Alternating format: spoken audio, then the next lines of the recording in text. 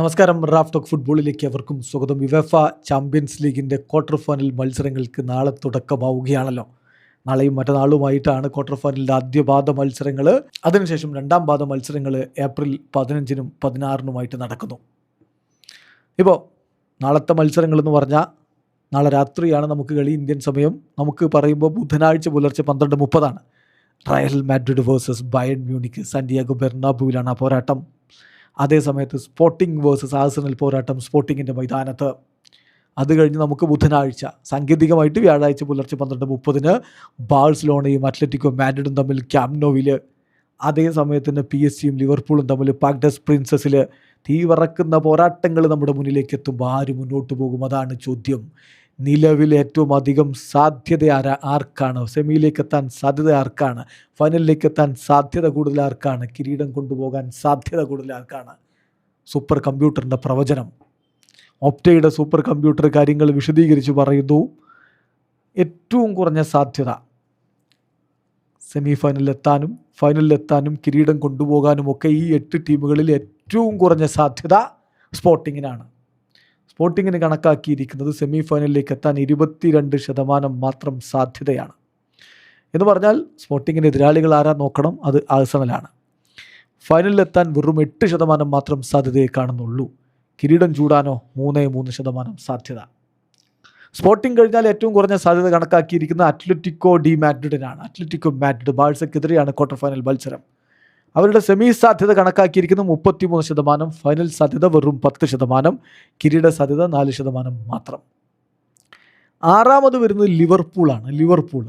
Liverpool PSG-ക്കെതിരെയാണ് quarter final മത്സരം കളിക്കുന്നത്. ലിവർപൂളിൻ്റെ semi സാധ്യത കണക്കാക്കിയിരിക്കുന്നത് 45%, ഫൈനൽ സാധ്യത 17%, കിരീട സാധ്യത 7% മാത്രം.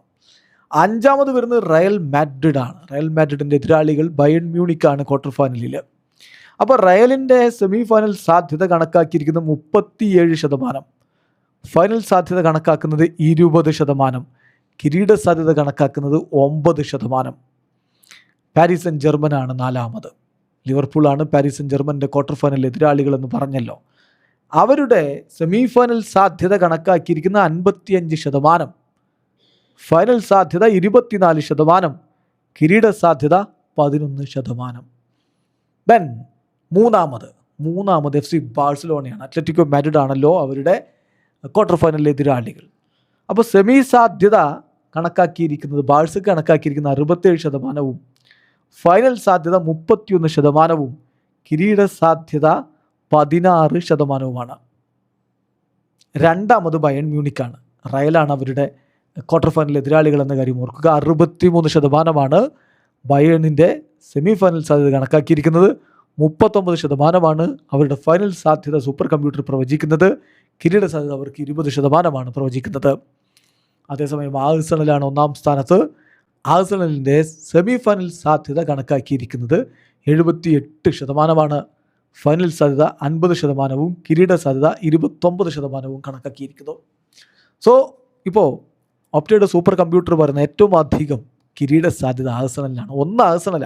ആഴ്സണലിൻ്റെ കിരീട സാധ്യത 29%, 2 ബയേണ 20% കിരീട സാധ്യത, 3 ബാഴ്സ 16% കിരീട സാധ്യത, 4 PSG 11% കിരീട സാധ്യത, 5 റയൽ മാഡ്രിഡ് 9% കിരീട സാധ്യത, 6 ലിവർപൂൾ 7% കിരീട സാധ്യത, 7 അത്ലറ്റിക്കോ മാഡ്രിഡ് 4% കിരീട സാധ്യത, 8 സ്പോർട്ടിംഗ് CP 3% കിരീട സാധ്യത. സോ ആഴ്സണലിൽ തന്നെയാണ് എല്ലാവരും കിരീട സാധ്യത എല്ലാ പവർ റാങ്കിലും ഒക്കെ നമ്മൾ കാണുന്നത്. ഇപ്പോൾ സൂപ്പർ കമ്പ്യൂട്ടറും പറയുന്നു അവർക്കാണ് ഇത്തവണത്തെ UCL കിരീട സാധ്യത കൂടുതലെത്തും.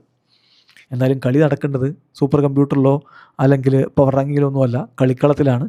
നാളെ മുതൽ പൂരമാണ്. വീഡിയോ അവസാനിക്കുന്ന ഫുട്ബോൾ ലോകത്തെ കൂടുതൽ വിശേഷങ്ങളുമായി റാഫ് ടോക്സ് എത്താം.